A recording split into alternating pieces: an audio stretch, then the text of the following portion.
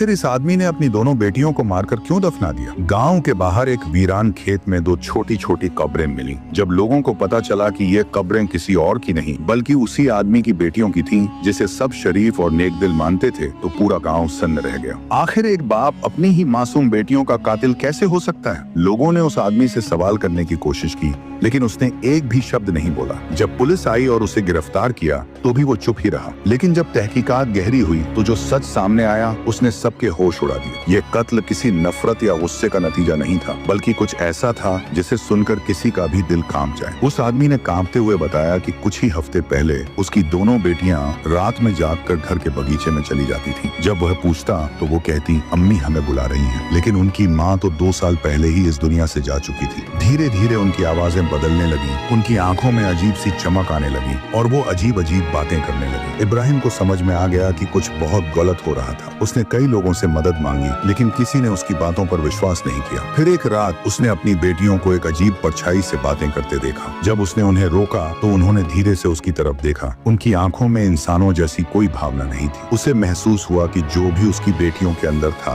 वो अब इंसान नहीं था। और मुझसे ये सब नहीं देखा गया। मुझे सिर्फ एक ही तरीका समझ में आया, उनसे छुटकारा पाने का। उस रात उसने भारी मन से उनकी सांसें रोक दी और उन्हें उसी जगह दफना दिया जहां वे हर रात जाया करती थी। लेकिन जब से उसने ये किया, उसे हर रात अपने कानों में उनकी आवाजें सुनाई देती थी, बाबा हम वापस आ रहे हैं। कहानी का अगर पार्ट 2 चाहिए तो कमेंट करें और वीडियो को लाइक और सब्सक्राइब करें।